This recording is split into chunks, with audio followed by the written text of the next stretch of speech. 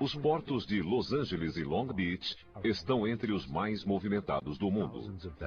Milhares de embarcações cruzam essas águas escuras e profundas todos os anos. Mas algumas das histórias mais emocionantes sobre essa região estão sob a superfície. Não é uma farsa. É real. Em 1966, um objeto não identificado que teria emergido do canal Catalina foi filmado se deslocando a 270 km por hora sobre a ilha. Foi o primeiro de diversos relatos sobre objetos náuticos que exibiam muitas das mesmas características dos chamados OVNIs, mas estes haviam sido vistos entrando e saindo da água. Uma luz branca e forte, movendo-se rapidamente para a água. Foram chamados de OSNIs, objetos submersos não identificados. Há algo realmente extraordinário nestas águas. Agora, novas testemunhas se apresentaram. A gente foi atingido por um raio de luz. Apoiadas por documentos, relatórios policiais, testes e análises científicas. Achamos o culpado, com certeza. A equipe da revista UFO, o editor Bill Burns, o investigador Pat Uskart, o cientista Jeff Tomlinson e o especialista Ted Eckworth desvendarão o caso dos OSNIs da Ilha Catalina. Eles usam este lugar como o esconderijo de um caçador. E somos as presas? Esses casos seriam apenas resultado de excesso de imaginação ou seriam algo mais? Vi uma série de luzes diferentes de todas que eu já tinha visto antes. A equipe tentará se aproximar da verdade. Eu estou vendo a cauda de um avião bem ali. Pela primeira vez na televisão, o caso número 66307, objetos submersos não identificados.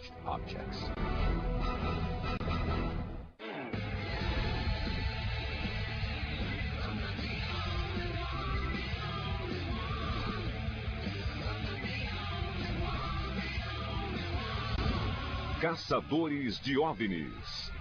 OSNIs. Catalina é uma ilha de 450 quilômetros quadrados a 35 quilômetros do sudoeste de Los Angeles. O canal de Catalina, que separa a ilha da costa, é a principal via de acesso a um dos portos mais movimentados do mundo. Na verdade, são dois portos, o de Los Angeles e o de Long Beach.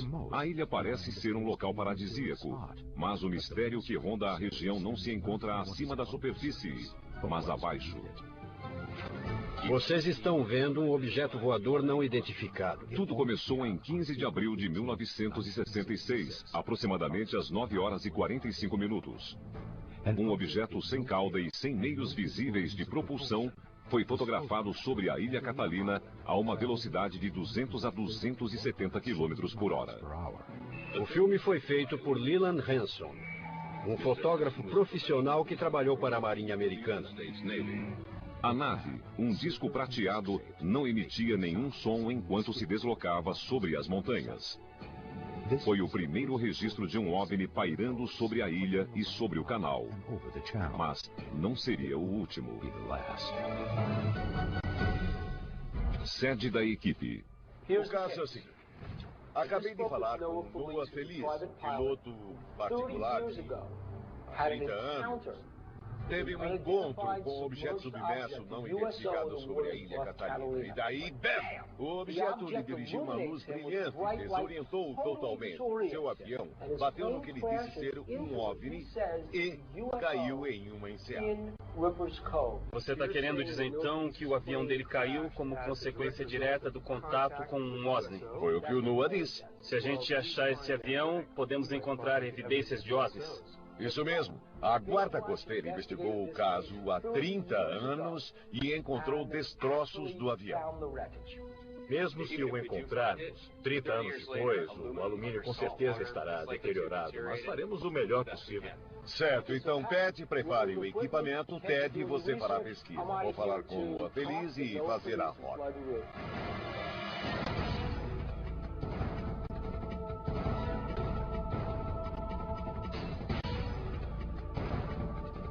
Enquanto o Bill conversa com o Noah, eu vou falar com o Paul Elion e o David Rousseau sobre o que viram. Seus relatos são semelhantes e correspondem ao famoso disco de 1966 que foi filmado. Então temos várias evidências fortes em torno da Ilha Catalina e do canal. No final da tarde de 29 de dezembro de 1968, o advogado Paul Allione, morador de Palos Verdes, Califórnia, avistou estranhas luzes sobre o canal de Santa Catalina. Segundo Allione, as luzes voavam alinhadas e então pararam inesperadamente sobre a superfície da água. No noticiário noturno, era a principal matéria. Disseram alguma coisa como: temos uma resposta para os telefonemas que recebemos sobre as luzes que foram vistas ontem à noite. Para esses relatos chegarem a ser notícia, não eram apenas alguns malucos ligando, eram no mínimo dezenas de pessoas, talvez centenas, que ficaram tão alarmadas e perturbadas que alguém achou que elas precisavam de alguma explicação. Porém, essa explicação foi pouco convincente. Eles disseram que eram universitários brincando com um balão meteorológico. E o que achou disso? Em um grande número de casos, a explicação que ofereceram é que era um balão meteorológico. Incluindo o caso Roswell. Agora, quando olho para trás e penso em todas essas explicações, fica ainda mais claro para mim que aquilo que eu vi realmente era uma anomalia e... Porque as explicações eram absurdas. Sim, eram absurdas, como todas as outras que são oferecidas. O relato de Allione, bem como o filme de 1966, deu início a uma série de relatos sobre OVNIs na área. Segundo um jornal de Long Beach, em 23 de janeiro de 1968, o vice-delegado Richard Callan avistou um misterioso objeto flutuante não identificado que tinha luzes nas janelas. E então, o objeto explodiu. De acordo com o jornal, uma luz forte iluminou as águas em torno do objeto, que minutos depois lançou uma série de labaredas para o alto. Outro caso que mobilizou a mídia foi relatado pelo Los Angeles Times em 23 de março de 1977. O sargento Vincent Rupp recebeu dezenas de comunicados sobre OVNIs vistos em Sacramento, Salinas, Los Angeles, Orange County e a base da Força Aérea March entre 3h45 e 4 horas da manhã. Segundo o jornal, entre as testemunhas estavam militares da base da Força Aérea e vários policiais de Los Angeles. Uma testemunha, Mark Rogan, que trabalhava no aeroporto de Los Angeles, disse: essas luzes alongadas vieram em alta velocidade da direção da ilha Santa Catalina às 3h30 da manhã. Na minha opinião, elas não eram normais. Um porta-voz da base da Força Aérea confirmou que os objetos haviam sido avistados e afirmou: não houve nenhum teste de foguetes ou mísseis que poderiam explicar as luzes. Os objetos não foram detectados em nenhum radar. Agora eu vou falar com o David Russo sobre a experiência dele. O interessante sobre o relato do David Russo é que, depois de ver o OVNI, ele fez um desenho da nave enquanto os detalhes ainda estavam frescos na memória dele. Quanto mais informações a gente tiver, mais perto estaremos de resolver os mistérios dos OVNIs da Ilha Catalina. Moro em Long Beach, a 2 quadras do mar. David Russo, um advogado aposentado, diz ter visto luzes brilhantes sobre o canal em 4 de agosto de 2006, enquanto andava pela costa. Por volta das 11h30 da noite, uma luz branca e intensa a oeste, perto de São Pedro, chamou minha atenção. Movia-se em direção à água, a um ângulo muito abrupto, e avançava bem rápido. Chegou até a mais ou menos 1,5 km de onde eu estava, e aquilo parou. Sobre a água? Sobre a água, a uns 5 ou 6 metros da água. O lado menor tinha 3 ou 4 luzes azuis, e o lado maior tinha 6 ou 8 luzes azuis. Girou durante 30 ou 45 segundos. E então as luzes azuis se apagaram e ele de repente sumiu em direção à Ilha Catalina em menos de 1 segundo. Eu preferia não ter visto isso. Você acha que a sua vida seria mais fácil? Agora, alguma parte da minha mente está sempre pensando e perguntando, mas na verdade, o que foi que eu vi? Um dia eu saberei. As águas escuras e misteriosas ao redor da ilha Catalina é uma das áreas mais ativas em termos de aparições de OSNIs, objetos submersos não identificados. Em 26 de janeiro de 1980, o encontro de um piloto com um OSNI sobre o canal de Santa Catalina resultou em uma morte e se tornou um dos principais eventos relacionados a essas naves. Noah Felice, um piloto com 14 anos de experiência, e seu primo Mark decolaram da ilha Catalina em direção a Las Vegas, no Piper Cherokee de Noah.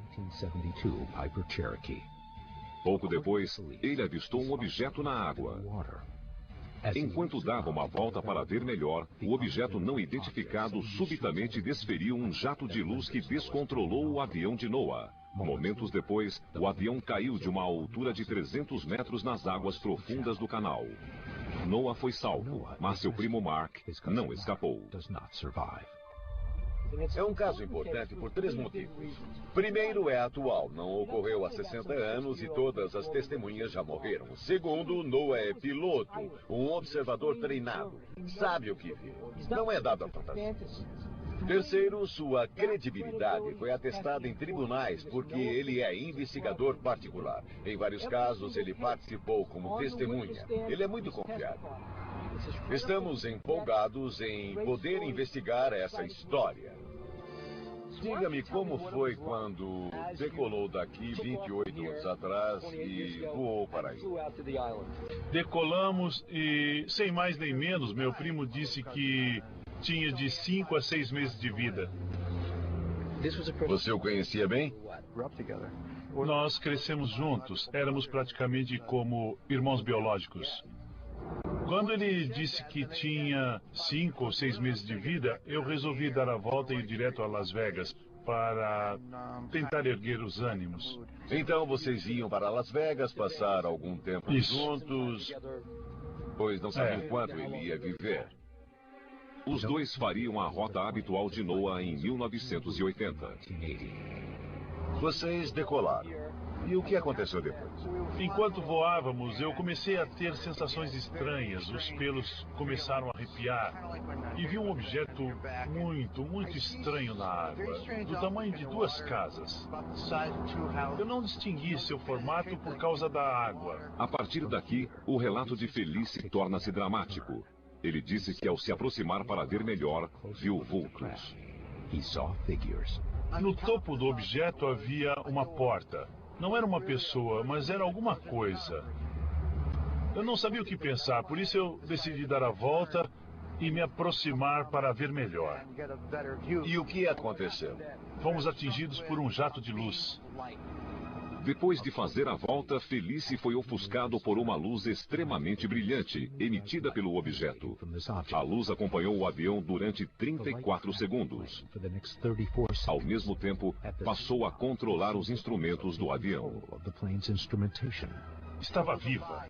Era como uma luz líquida. Foi quando os sons cessaram. Eu não sentia mais a vibração do motor e fomos atingidos por um segundo jato de luz. Segundo Felice, o segundo jato de luz controlou ainda mais o avião, até levá-lo a seu trágico destino. A parte interior do avião brilhava. Eu sabia que estávamos nos movendo porque a luz se tornava mais intensa. Parecia que havíamos passado por um portal, não físico, mas um portal ou um portão ou estrutura da própria luz. E foi então que nós batemos na água. Noah, bem como o corpo de Mark, foram resgatados pela guarda costeira 20 minutos depois. Com o impacto, Noah teria sido atirado para fora da cabine. Seu cinto de segurança teria se rompido e o para-brisa teria se quebrado. Mas ele não sofreu nenhum trauma, exceto uma leve concussão e uma fratura na perna. Noah está convencido de que foi salvo pelo OSNI e que quando o avião for encontrado pela equipe, ambos os cintos estarão fechados e o para-brisa intacto. Foi inacreditável. Eu estava congelando, havia sangue por toda parte. Foi horrível, muito assustador. Eu fiquei morto durante 15 ou 20 minutos até alguém vir me salvar. Morto durante 15 ou 20 minutos? Então isso é uma impossibilidade médica. Teoricamente, quando o cérebro não recebe sangue durante 5 ou 7 minutos, as células se contraem e ocorre morte cerebral. Outra coisa que eu não entendo é como os tubarões não me comeram.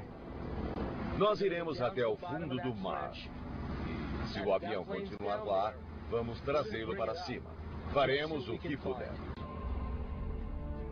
Acabamos de percorrer a rota para ver onde o Osni derrubou o avião. Agora cabe a Pat encontrar os destroços. Noah disse que não se lembra de ter saído da cabine. Mas não sofreu cortes. Como ele saiu se não foi pelo para-brisa? O cinto de segurança estaria preso? Se estiver, confirmará sua suspeita de que os alienígenas o tiraram da poltrona. E quanto aos instrumentos? Se encontrarmos um deles magneticamente travado em uma certa posição, saberemos o que atingiu o avião. Para resolver o caso, a gente precisa achar o avião. Vamos lá. Estamos nos aproximando da primeira parada do local onde, segundo o relatório da delegacia de Avalon, o avião teria caído. Seria naquele porto.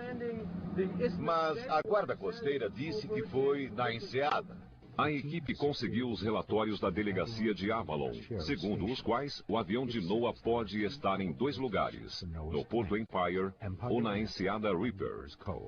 Os 2 locais ficam a aproximadamente 13 quilômetros de Avalon, no lado da ilha que fica em frente a Los Angeles. A equipe se dirige para o primeiro local, o porto, cuja profundidade é de 18 metros. Falta muito? 12 metros.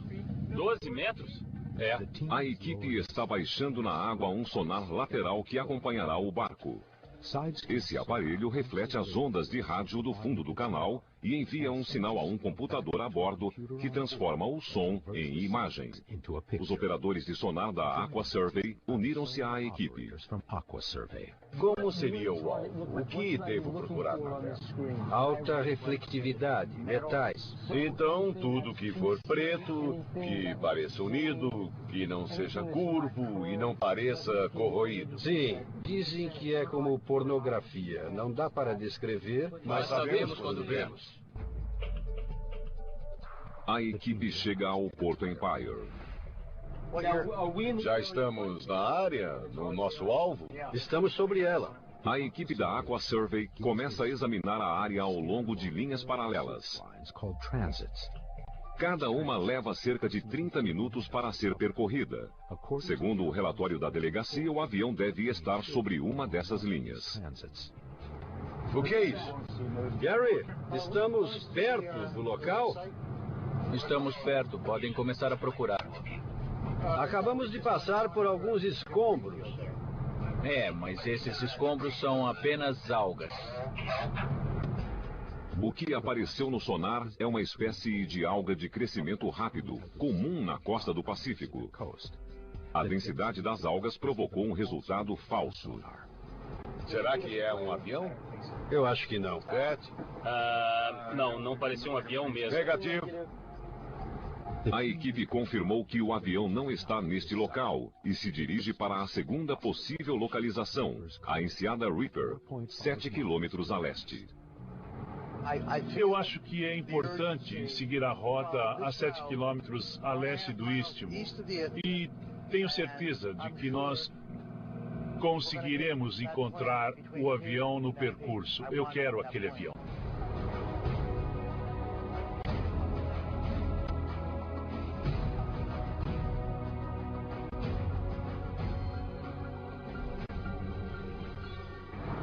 Espera um pouco. Espera um pouco. Veja a força do sinal aqui. Está bem alto. É a cauda de um avião, aí está, veja isso. É a asa de 4 metros, 9 metros de envergadura. Veja a cauda. Aqui? Acho que é a cauda e uma asa, está vendo? É a cauda e uma asa. Será que achamos? Jet, vem dar uma olhada. Estamos passando sobre escombros. Veja. Acha que pode ser uma asa? A asa e uma cauda, a fuselagem e a cauda. Caramba! Capitão Dave? Sim. A gente está em cima dos escombros. Tá na hora dos mergulhadores descerem. Está bem, vamos lá. Tá legal. Jake, a 21 metros de profundidade sobre o barco. Vá para o norte, mas não desça mais de 30 metros. Jake, se encontrar o avião, primeiro quero que veja se o para-brisa está intacto. Se a cabine estiver intacta, olhe dentro dela. Quero também que verifique se os cintos de segurança ainda estão presos. NOAA afirma que foi retirado do avião por uma entidade desconhecida, possivelmente a mesma que derrubou o avião. NOAA foi resgatado fora do avião. Só podia ter saído pelo para-brisa. Se o cinto de segurança e o para-brisa estiverem intactos, a versão de NOAA será confirmada. Qual é o número da cauda? 81 Mike. 81 Mike. Boa sorte. Encontre-o para nós.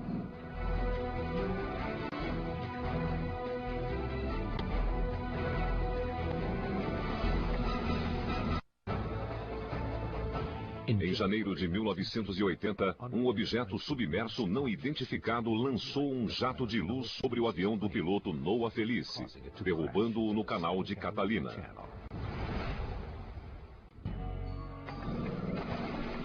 A equipe agora busca o avião sob a água.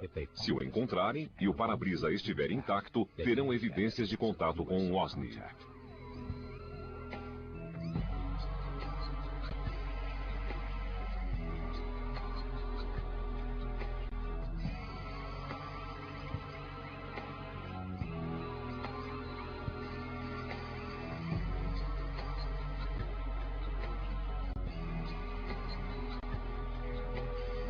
E aí, teve sorte? Não é o avião. É um barco pequeno. Quê?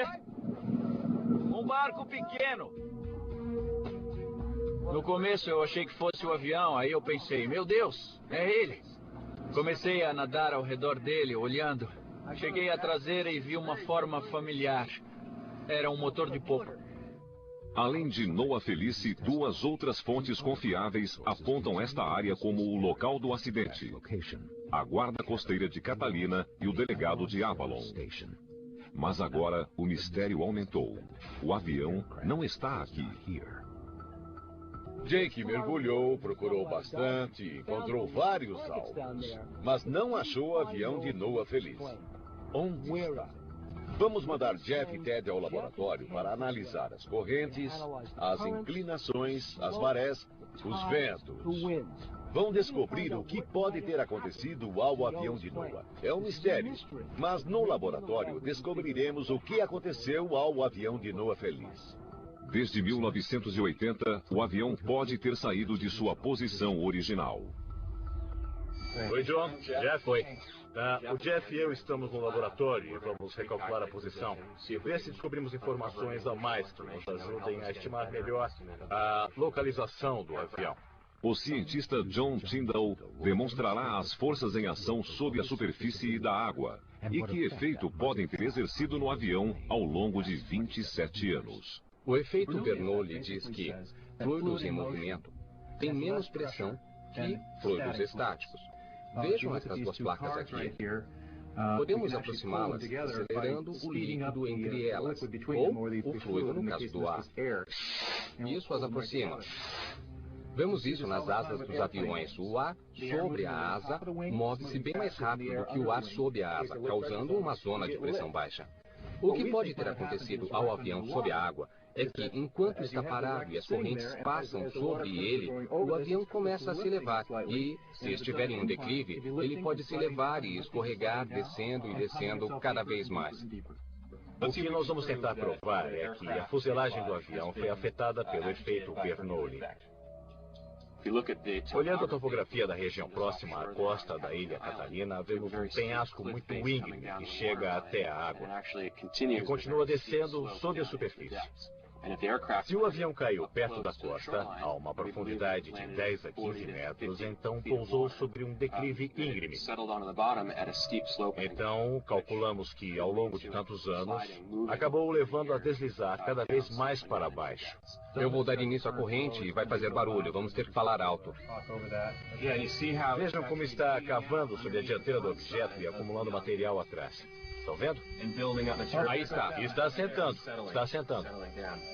Quando a água corre em direção ao objeto, o solo oceânico é afastado, permitindo que o objeto desça cada vez mais. No primeiro mergulho ainda não sabíamos como esse declive era profundo. Para determinar o local do avião após quase 30 anos de deslocamento, Ted usa a pista de decolagem de Catalina como guia. Nesta escala, a pista de decolagem tem quase 3 centímetros de extensão e esse contorno de 50 centímetros equivale a 18 metros de profundidade a mais. O deslocamento causado pela corrente e a inclinação do solo oceânico nessa região fizeram com que o avião caísse cada vez mais. É o efeito chamado movimento de massa. O movimento de massa ocorre quando pedras, terra, escombros desmoronam atraídos pela gravidade. Por isso acontecem deslizamentos, também no caso de material subaquático. No caso de Catalina, temos vários fatores que podem exacerbar esse efeito.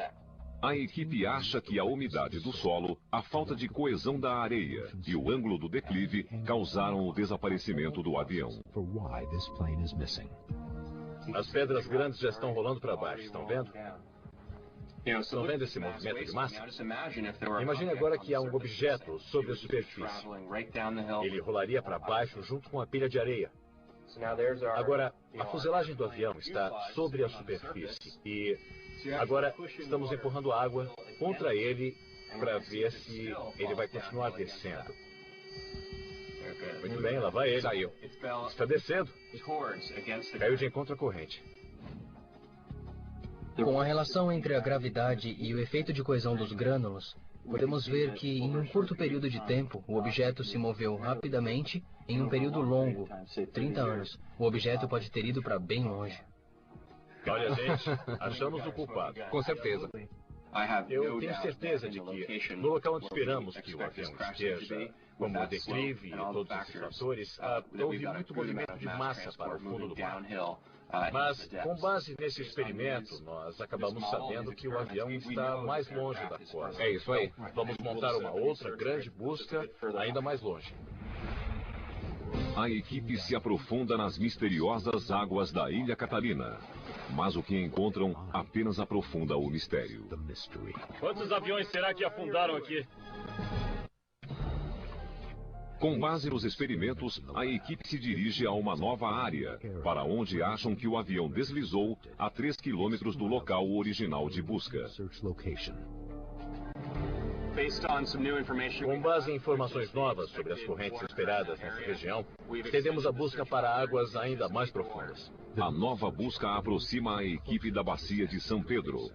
Uma das partes mais profundas do canal chega a mais de 1 quilômetro de profundidade. Segundo muitos pesquisadores de OSNIs, a alta concentração de aparições no local pode estar relacionada a esse trecho profundo, que ofereceria um esconderijo perfeito para as naves. É isso que estamos procurando. É a asa de um Piper Cherokee.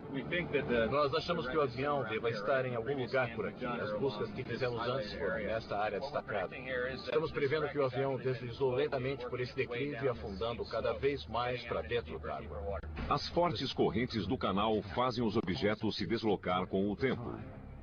Enquanto as correntes elevam o objeto, a gravidade os atrai lentamente para baixo. Essa é a teoria científica.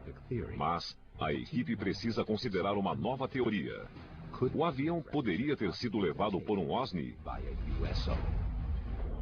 Vamos falar com Preston Bennett. Ele irá nos contar algumas histórias misteriosas a respeito desse canal. Escreveu muitos livros sobre OVNIs e OSNIs no sul da Califórnia e vai nos ajudar a decifrar os enigmas deste canal e descobrir o que seriam os OSNIs da ilha de Catalina.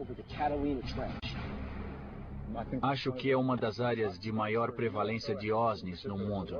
É extraordinário. A atividade começou em 1947, na aurora da era dos OVNIs. Eu recolhi entre 50 e 100 relatos desse tipo, apenas nesta área. O pesquisador e escritor Preston Dennett estudou numerosos relatos sobre o canal de Santa Catalina e tem uma teoria sobre a concentração de OSNIs nesta área. Bom, eu cheguei à teoria de que há uma base submarina aqui. Eu sei que parece fantástico, mas como explicar o enorme número de relatos? Por que escolheram justamente este lugar? Estão aqui por nossa causa. Esta área se destaca por estar próxima de um grande centro populacional, Los Angeles. Minha teoria é que os OSNIs usam este lugar como um esconderijo de caçador. Podem esconder as naves, fazer tudo o que precisam fazer e ter acesso a um grande centro populacional. Além disso, esta área é repleta de cavernas e túneis subterrâneos, que vão da base aérea Edward a Vandenberg e até a Ilha Catalina. Há bastante atividade militar por aqui. Um dos casos ocorreu em 1967. Um homem foi abduzido bem aqui no porto de Avalon. E, sob hipnose, lembrou que foi levado a um local com muros de pedra. Tinha a impressão que era subterrâneo, precisava ser próximo. E onde mais podia ser, senão na Bahia? O canal de Santa Catalina tem mais de 1 quilômetro de profundidade. E se houver cavernas e túneis sob a superfície, a tecnologia convencional não conseguirá confirmar sua existência.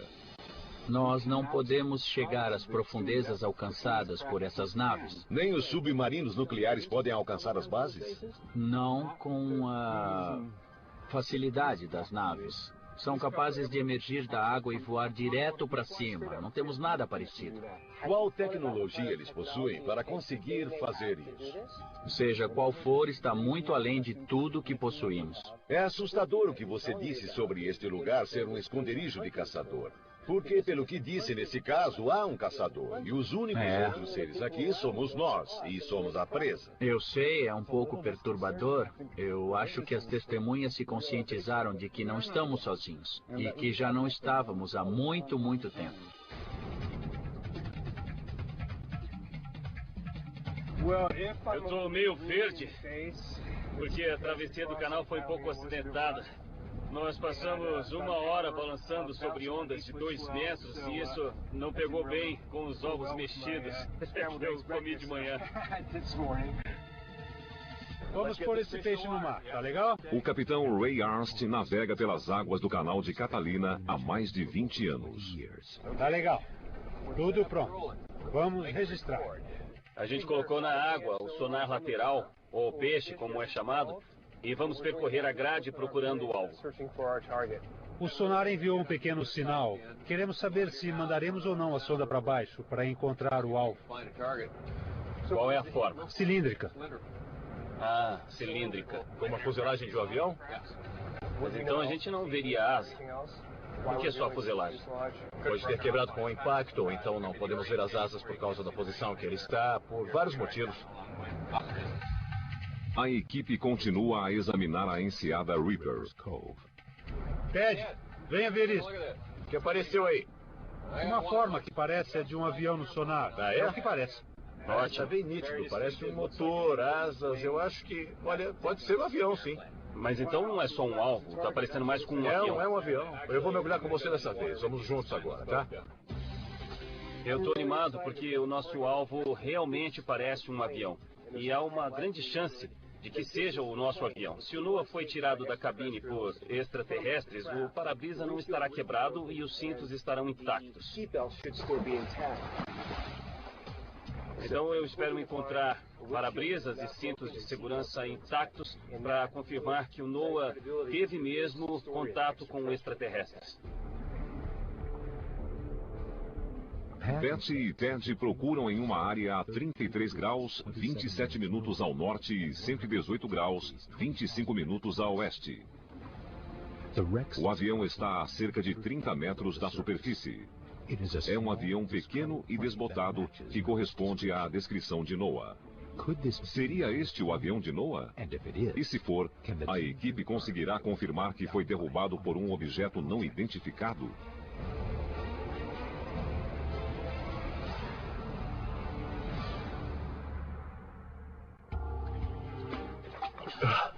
Bom, era um avião, mas não era um Cherokee. Como sabe?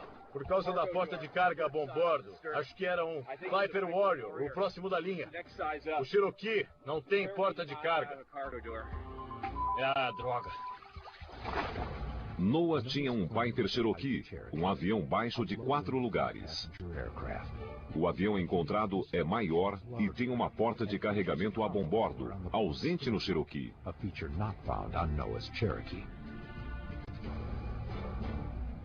O avião parecia ter desaparecido. Porcaria. Quantos aviões será que afundaram aqui? Ele pode ter deslizado pelo declive. Confirmando sua teoria. O avião que estamos procurando caiu há 28 anos e pode ter deslizado ainda mais que esse. Deve estar mais fundo. A gente encontrou um avião, mas não é o de Noah. Segundo os cálculos do TED, o avião se deslocou dentro desta área. Mas acontece que não está aqui. A questão é onde está o avião. Isso só aumenta o mistério dos OSNIs da Ilha Catalina. O que diz a nossa teoria? Primeiro, que o avião foi levado até a costa e depois foi destruído. Segundo, que o movimento das ondas, das correntes, do vento, o agitaram e ele desceu para o fundo ainda mais. Vamos supor que exista uma base de OSNIs por aqui. Eles podem ter levado o avião ou feito alguma coisa para ocultar a presença. Então, mas nós não podemos confirmar e nem negar essa hipótese. O Noah é uma testemunha bastante confiável. E eu sinto que alguma coisa realmente aconteceu aqui. Então, eu acho que não podemos descartar a possibilidade de algum tipo de intervenção extraterrestre com este avião. Qual a ligação entre os relatos sobre OSNIs no canal de Catalina e o avião de Noah? Essa é a parte perigosa. As análises científicas chegam a resultados surpreendentes. Em 1980, o avião do piloto Noah Felice foi atingido por um jato de luz que dominou a aeronave e a derrubou. Agora, a equipe quer saber se pulsos eletromagnéticos podem desligar instrumentos. A especulação é de que o OSNI enviou um pulso eletromagnético sobre o avião. Desligou seus instrumentos e ficou sem energia e acabou caindo. A equipe está no laboratório para testar a hipótese. Esse experimento será um pouco perigoso, mas acho que vai nos ajudar a entender o caso de Noah Felice e dos OSNIs. Vamos ver se um forte pulso eletromagnético pode desativar o motor. Bom, conseguimos um eletroímã muito potente. Pode ligar, Jeff. Ele segura o ímã. Agora, pode desligar. Tá legal. Este ímã é diferente dos ímãs comuns que tem polo sul e polo norte e continuam assim o tempo todo. Este ímã é de corrente alternada e por isso oscila para frente e para trás o tempo todo. Portanto, podemos induzir a corrente. Podemos pegar o campo magnético e aproximá-lo da barra de aço, fazendo com que os elétrons fluam e acendam esta luz. Tá legal, Jeff? Pode ligar. Estão vendo a luz acendendo? Bom, isso mostra que podemos criar, controlar e dirigir um campo magnético, aplicá-lo a outro objeto sem tocá-lo, de longe e induzir uma corrente elétrica ainda. A corrente elétrica usada no motor do avião pode ter sido interrompida por uma intensa força eletromagnética. Se o relato for verdadeiro e o objeto emitiu um forte raio eletromagnético que engoliu o avião de Noah, esse raio também pode ter desligado o motor. No gerador do motor, ou então no volante, há um ímã permanente. E à medida que o volante gira, ele passa por esta bobina e gera um impulso elétrico que atinge a vela de ignição e então liga o motor. Agora, o que vamos tentar fazer é induzir uma corrente que o motor não está esperando e desse jeito fazer com que ele desligue, como teria acontecido no incidente com o OSNI. Com esse experimento, nós queremos ver se conseguimos, para esse e outros propósitos, moldar um motor de avião, gerar um impulso eletromagnético e acabar neutralizando a função do motor. Essa é a parte perigosa. Cuidado, para trás. Nós temos um gerador eletromagnético, que é um eletroímã de alta potência. Agora vamos dirigir o campo magnético para o motor e vamos ver se ele será desligado. Pode ligar. Para trás.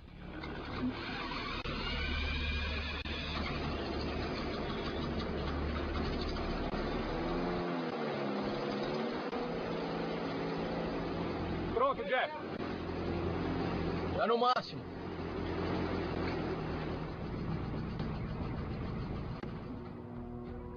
Legal, Jeff. Nossa. Puxa! Aí já deu, hein? Essa foi uma pequena demonstração do que pode ter acontecido em escala maior. Nós mostramos que, quando se aproximou, o ímã alimentou a bobina, cortou o fluxo de elétrons para a vela de ignição e acabou desligando o motor. Nos aviões, tudo é muito leve. Não há muito aço, nem muito ferro, que podem dispersar o campo magnético.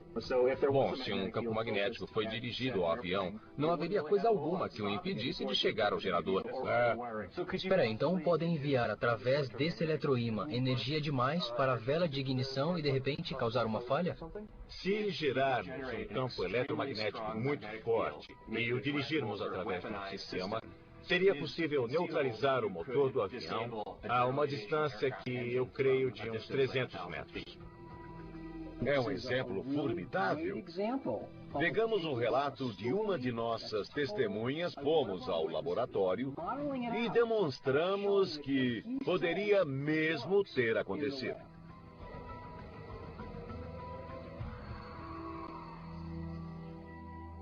Sede da equipe.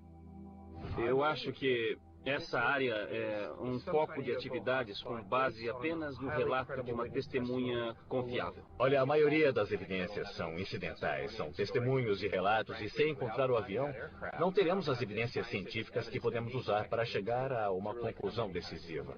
E quanto à teoria de Preston Bennett, de que o OSNI levou o avião, pois haveria indícios do objeto nele? Se a gente acreditar que eles realmente participaram do acidente do NOAA, a gente não pode negar a possibilidade de que também fizeram alguma coisa com um avião. Segundo a ciência, a existência dos OSNIs é possível. Entrevistamos testemunhas muito confiáveis. Seus relatos são assustadores. Temos documentos que remontam a Cristóvão Colombo. E, desde essa época, até telefonemas recentes a delegacias de pessoas que viram OSNIs. Associando tudo isso, parece que os OSNIs realmente existem. Acredito que são reais, acredito que estão aqui, acredito que estão entre nós e que já estavam há milhares de anos.